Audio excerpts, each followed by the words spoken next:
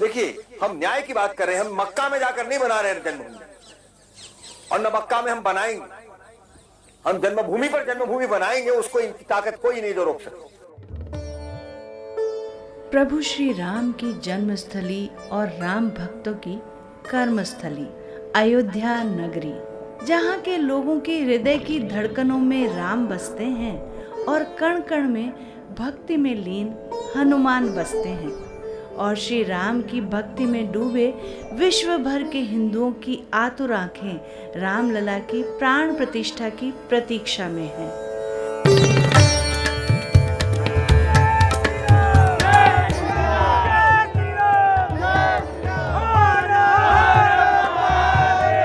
कहा जाता है कि भगवान राम के पुत्र कुश ने जन्मभूमि मंदिर का निर्माण करवाया था। कुश के बाद भगवान राम की 44 पीढ़ियों ने अयोध्या पर राज किया और समय समय पर मंदिर का पुनर्निर्माण होता रहा।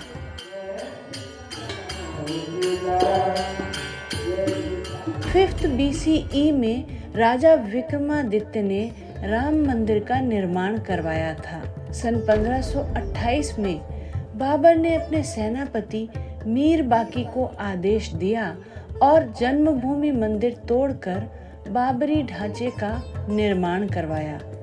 1528 ईस्वी जब बाबर आगे बढ़ता बढ़ता सरयू के किनारे आ गया, अपने सेनापति को कहा कि जाओ और ये राम जन्मभूमि पर खड़ा मंदिर तोड़ दो। उस दिन से लेकर आज तक का संघर्ष, ये भारत का संघर्ष है। सामने में दर्शन करो, पहला गुम्बद जो दिख रहा है ऊपर में, ये पहले वाला राम मंदिर, यही मंदिर उज्जैन के राजा विक्रमादित्य जी द्वारा बनवाया गया, 84 खंभों का और काले पत्थर का। सन 1700 तक आते आते मुगलों द्वारा अयोध्या में जन्मभूमि मंदिर के स्थान पर बाबरी ढांचा बनाने के विषय पर असंतोष प्रकट होना प्रारंभ हो गया। सन 1717 में राजा जय सिंह ने ढांचे के बाहर एक चबूतरा बनवा दिया, जिसे राम चबूतरा के नाम से जाना जाने लगा। जियोग्राफर जोसेफ टी फैंथलर ने सन 1766 से 1771 के मध्य अयोध्या का भ्रमण किया था और उनके रिकॉर्ड्स में राम चबूतरे का उल्लेख मिलता है। वर्षों तक हिंदू अपने रामलला के मंदिर के बाहर राम चबूतरे पर पूजा अर्चना करने को विवश रहे। सन 1838 में बाबरी ढांचा मंदिर पर बना है, इसका एक और प्रमाण सामने आया। ब्रिटिश सर्वेयर मॉन्टगोमरी मार्टिन ने बताया कि बाबरी ढांचे के खंभे मंदिर से लिए गए हैं। 1853 में पहली बार निर्मोही अखाड़े ने खुलकर इस बात का दावा किया कि जन्मभूमि मंदिर तोड़कर बाबरी ढांचे का निर्माण हुआ है, और इस दावे के साथ पहली बार भारत में सांप्रदायिक संघर्ष हुआ। 500 साल में 76 लड़ाइयाँ हुई हैं। वो लड़ाइयाँ कोई शब्दों की नहीं थी, 21वीं शताब्दी की सोशल वार नहीं थी, वो टेलीविज़न की डिबेट भी नहीं थी, वो तलवारों की लड़ाई थी। लेकिन भारत ने हिम्मत कभी हारी नहीं। भारत का अर्थ ही है अयोध्या में रहने वाला हिंदू समाज। यहाँ की महिलाएं, छोटी छोटी रियासतों की रानियां और राजा, वो लड़ते रहे, हिम्मत नहीं हारी। यह है जीवन का टर्निंग पॉइंट। ब्रिटिशर्स ने मंदिर और ढांचे के इस विवाद को बढ़ाते हुए 1859 में राम चबूतरे और बाबरी ढांचे के बीच फेंसिंग करवा दी। हार कर 1885 में निर्मोही अखाड़े ने न्यायालय का दरवाजा खटखटाया और राम चबूतरे पर मंदिर बनाने के लिए अनुमति मांगी, जो बाद में अस्वीकृत हो गई। यहाँ के समाज ने किसी दुर्घटना से आहत होकर अपना गुस्सा उस 3 गुंबद वाले उस ढांचे पर गुस्सा उतारा। हिंदुस्तान पर अंग्रेजों का राज्य था। अंग्रेजों ने हिंदू समाज पर पेनल्टी लगाई। 1934 में 86,000 रुपये पेनल्टी लगी। यहाँ के एक ही हिंदू परिवार ने वो पेनल्टी सरकार के खजाने में जमा कर दी। 1947 के विभाजन के समय बाबरी ढांचे पर सप्ताह में केवल एक बार जुम्मे की नमाज पढ़ी जाती थी, जबकि राम चबूतरे पर श्रद्धालु प्रतिदिन भारी संख्या में दर्शन करने आते थे। 1949 अयोध्या की कड़कड़ाती ठंड में साधुओं के नेतृत्व में 25-50 नौजवान लड़के 18 साल 20 साल के वो 3 गुंबद वाले ढांचे पर उन्होंने हल्ला बोल दिया। वो कब्जा कभी समाप्त नहीं हुआ। 23 दिसंबर 1949 में श्री रामलला की मूर्ति के बाबरी ढांचे में प्राकट्य के साथ देश भर से लाखों भक्त दर्शन के लिए उमड़ पड़े। तत्कालीन प्रधानमंत्री जवाहरलाल नेहरू ने उत्तर प्रदेश सरकार को श्री रामलला को बाबरी ढांचे से हटाने का आदेश दिया और अयोध्या के कलेक्टर को बल प्रयोग करने की छूट देते हुए ये काम सौंपा गया। अयोध्या के कलेक्टर के नायर ने उत्तर देते हुए कहा कि यह कार्य नरसंहार के बिना संभव नहीं और वो ये कार्य नहीं करेंगे। परिणाम स्वरूप रामलला की मूर्ति वहीं विराजमान रही और विवादित ढांचे को बंद कर दिया गया। एडमिनिस्ट्रेशन ने लॉ एंड ऑर्डर मेंटेन करने के लिए, कानून व्यवस्था के लिए वहाँ लोहे के दरवाजे लगवाकर ताला डाल दिया। जनता बाहर से पूजा करती रही और यहाँ की जनता ने उस दरवाजे के सामने बैठकर 1949 दिसंबर से लेकर और 6 दिसंबर 1992 तक निरंतर 24 घंटे अनवरत सीताराम सीताराम सीताराम का कीर्तन किया। अयोध्या के आसपास रहने वाले राजपूतों ने प्रण लिया कि जब तक रामलला को मंदिर में स्थापित नहीं कर देंगे तब तक सिर पर पगड़ी और पाँव में जूते नहीं पहनेंगे। मैं डॉक्टर सुबकर सिंह राष्ट्रपति द्वारा सम्मानित हूँ, तो अधिकांश जूता चप्पल जो चमड़े का बनता है हम लोग नहीं पहनते हैं, अभी भी नहीं पहनते हैं। एक कांग्रेस नेता के कारण, दाऊदयाल खन्ना कांग्रेस के नेता, उनके कारण ये मूवमेंट विश्व हिंदू परिषद के हाथ में आ गया। विश्व हिंदू परिषद ने इस हिंदुस्तान के कम से कम 15,000 संतों को इस आंदोलन से जोड़ दिया। जो आंदोलन केवल अयोध्या का था वो कम से कम हिंदुस्तान के 3 लाख गांवों के लाखों व्यक्तियों के हृदयों में उतार दिया केवल 8 साल में, 1984 से लेकर 1992 तक। विश्व हिंदू परिषद के नेतृत्व में मंदिर निर्माण हेतु देशव्यापी अभियान का प्रारंभ हुआ और देश की जनता ने राम जन्मभूमि पर भव्य राम मंदिर निर्माण का संकल्प लिया। कितनी मेहनत की होगी साधुओं ने। कम से कम 15,000 साधुओं ने अपने अपने क्षेत्र में हिंदू समाज को झकझोरा है। बोलो राम जन्मभूमि की जय, काशी विश्वनाथ की जय।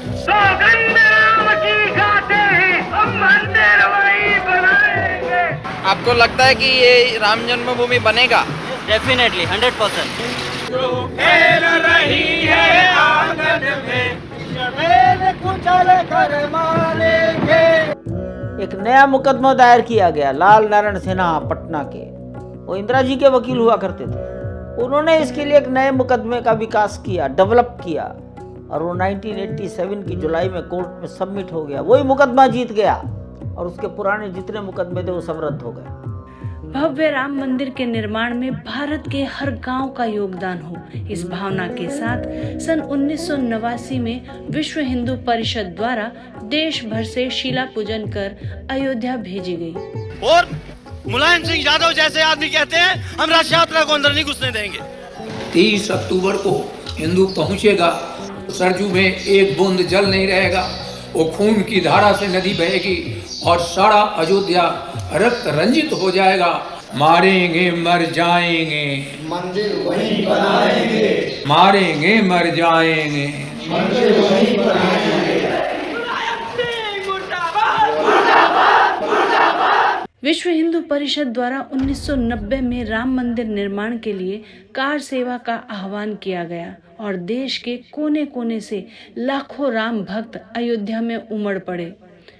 प्रशासन ने अयोध्या पहुंचने के रास्ते बंद कर दिए, लेकिन राम के नाम का जयकारा लगाते हुए राम भक्त अयोध्या पहुंच ही गए।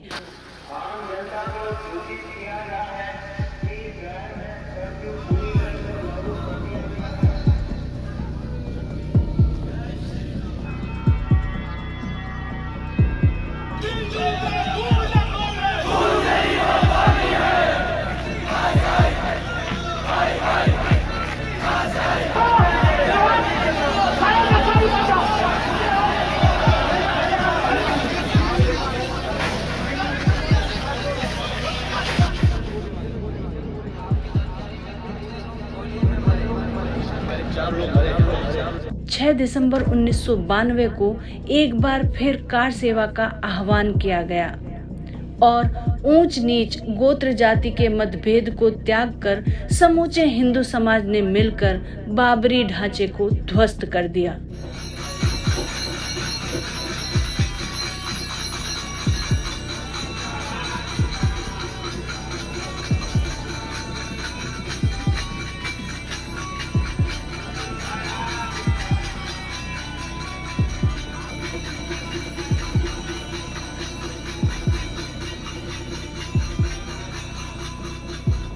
तोड़ दिया, तोड़ करके हमने चाहा जो कुछ हो जाए लाठियां उससे दे भी रहे और हम तोड़ते भी रहे।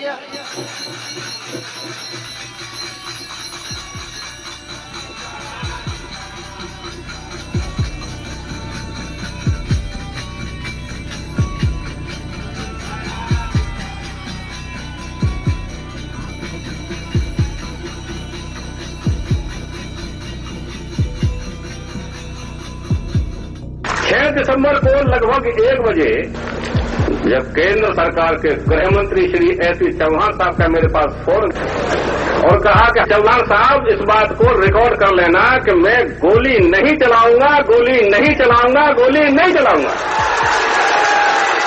धर्म के आधार पर विभाजित हुए हिंदुस्तान में रामलला के अस्तित्व पर प्रश्न उठाए गए और अयोध्या जन्मस्थली होने के प्रमाण मांगे गए।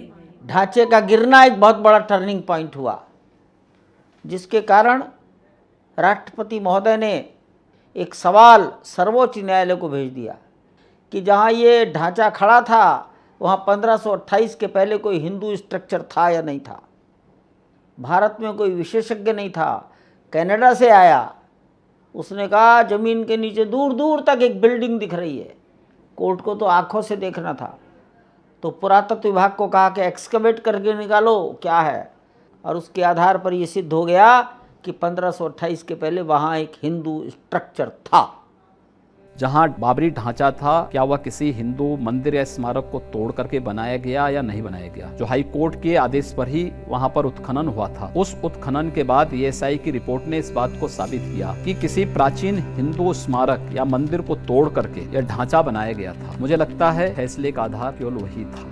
अंततः 11 नवंबर 2019 को सर्वोच्च न्यायालय की 5 न्यायाधीशों की खंडपीठ ने अभूतपूर्व निर्णय देते हुए कहा कि जन्मभूमि की पूरी 67 एकड़ भूमि पर रामलला का अधिकार है।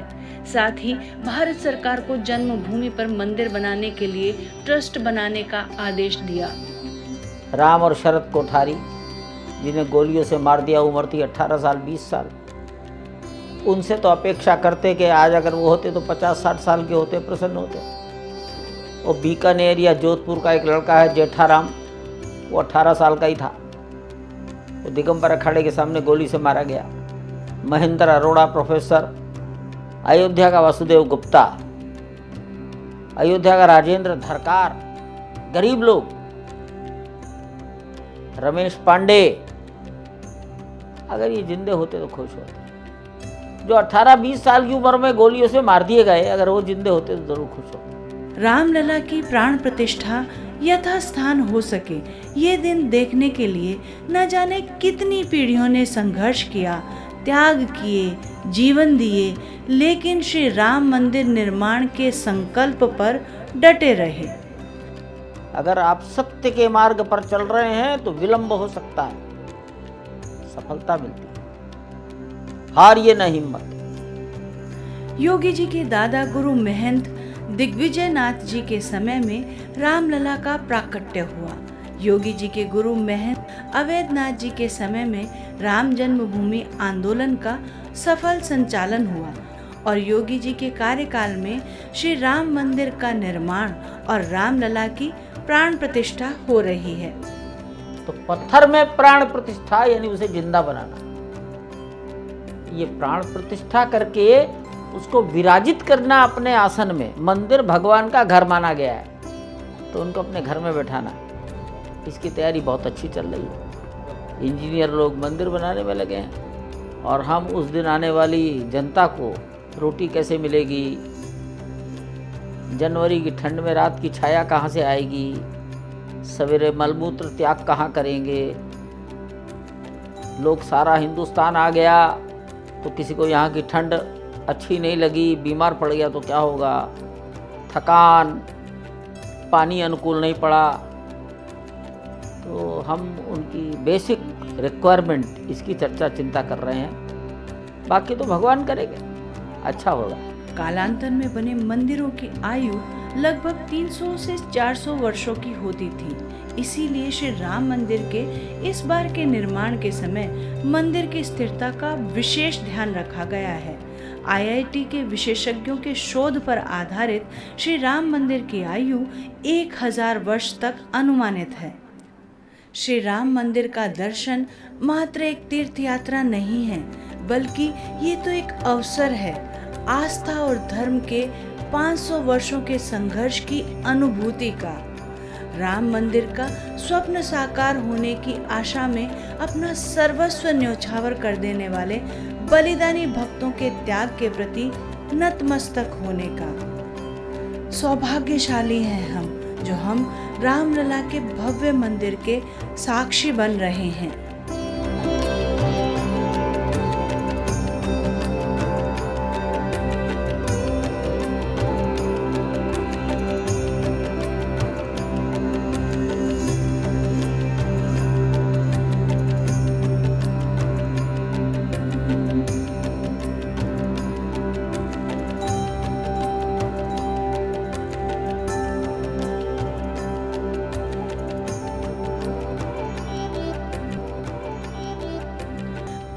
बारंबार बनता रहा, जब भी हुआ खंडित, ईंट पत्थर से नहीं भक्तों ने रक्त से किया है सिंचित।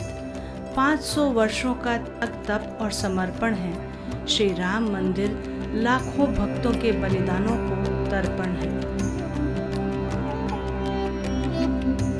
धर्मो रक्षति रक्षितः, धर्म रक्षा हेतु हिंदू समाज अड़ा रहा, डटा रहा।